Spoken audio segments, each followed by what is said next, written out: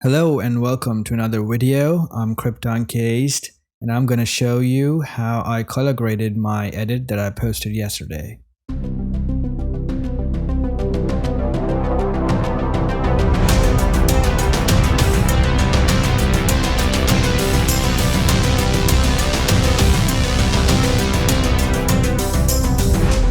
Alright, so here's the footage of Flash from Justice League. And I'm gonna show you how I color graded it.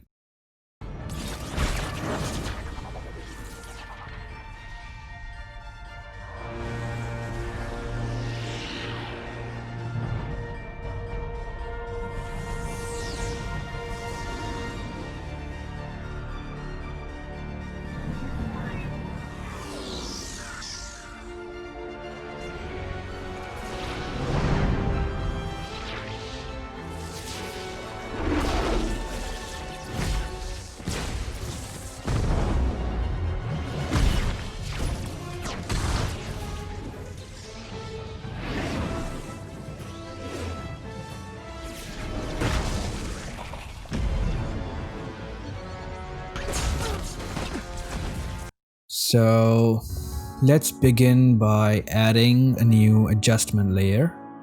So click on new, go to adjustment layer and you'll find it. Once you have your adjustment layer, go to effect, magic bullet and add film. Once you add film, you have the settings that you have to play with according to what you want to edit and how you want the look to be.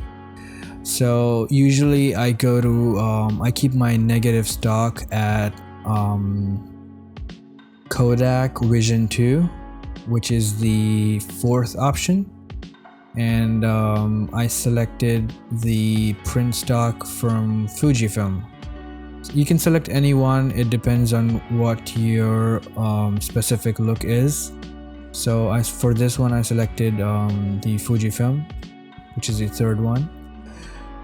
Now we have to adjust the colors. So I start with my color temperature. So for temperature, you have to look at it this way. The more positive you go, the more yellowish your footage looks. And the more negative you go, the more bluish your footage looks. Okay, so that's how this works. So for this one I put it to -40, and now moving on to tint, you have to put it on 20. The way tint works is the more negative you go, the more green it looks, and the more positive you go, the more pinkish it looks. So I keep it at 20, and exposure you can set it as 0 itself.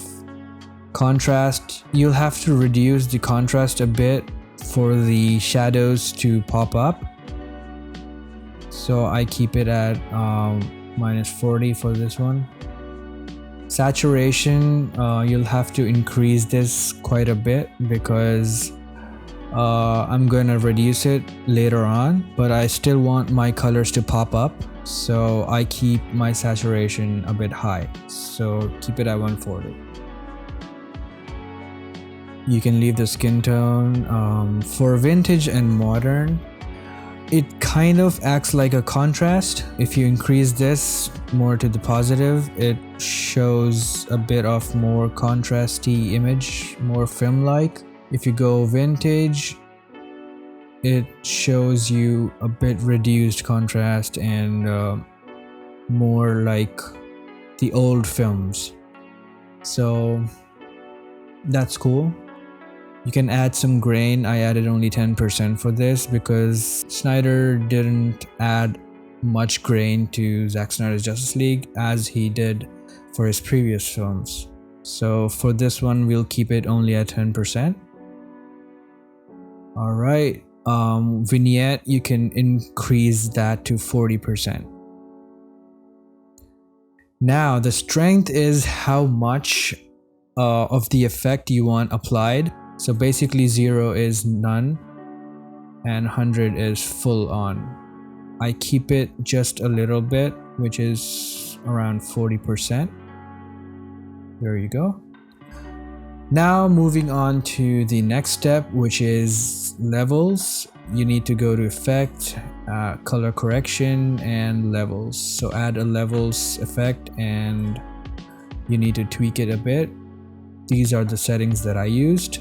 The input black at 40, the input white at 240.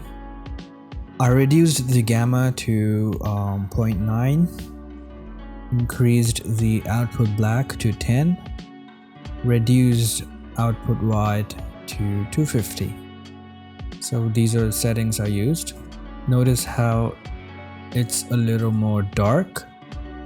You have to look at the background. So what I wanted to do with this was to make the background look like it's darker there. So anyway, the next step, which is my most favorite one and I feel the most important one, is to add a mojo effect. Now this is one more effect that you can find in effect, magic bullet, and then mojo. This is another add-on you have to download. So once you add this, you can have these settings.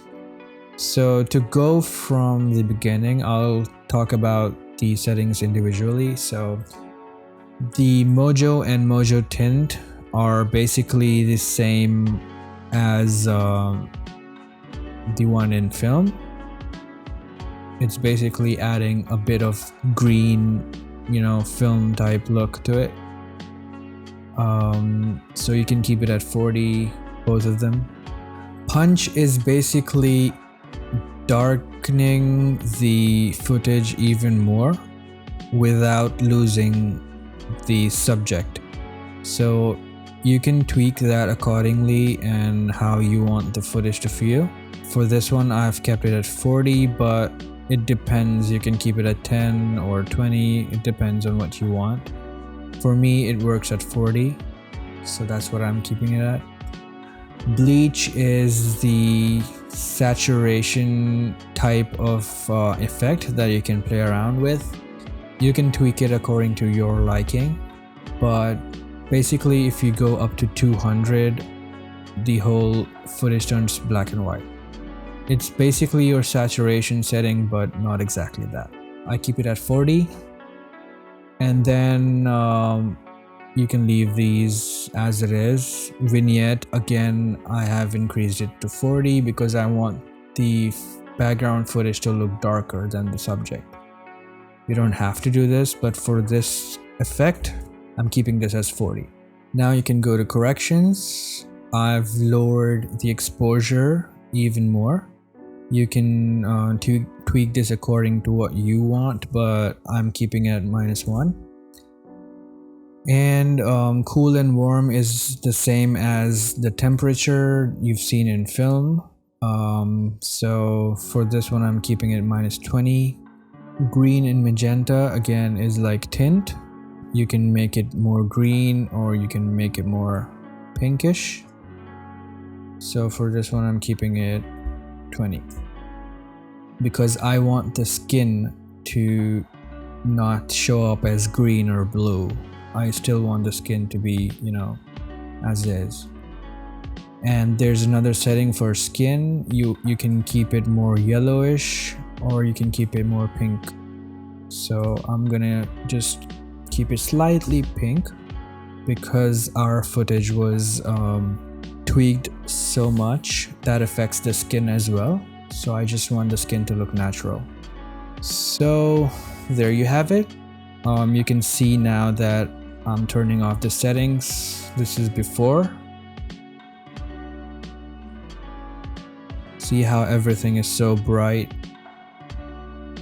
And this is after. Before, after.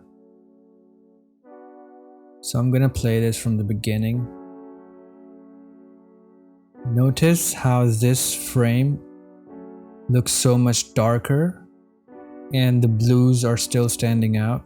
The background is dark, and we can see the red on the Flash costume, and his face is still natural looking. So this is before, and this is after.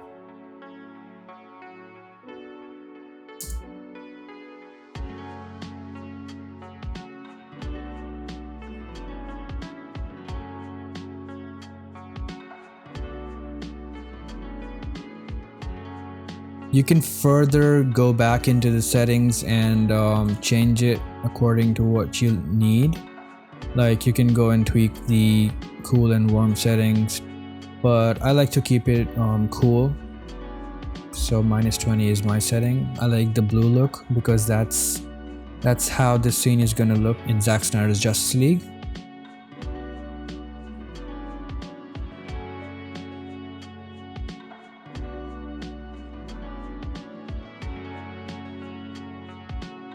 Notice the background and the subject.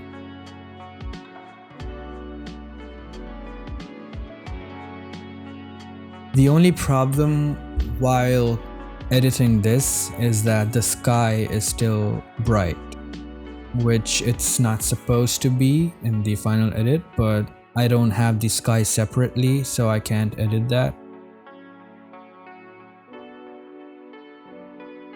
You can see the difference, how bright, how much exposed and saturated this footage was. It's supposed to be darker when the scene is playing. And look how exposed this shot looks versus this one.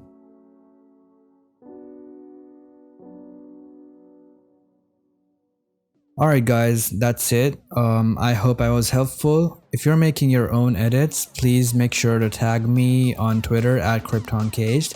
I would love to see those edits, and I'll see you later.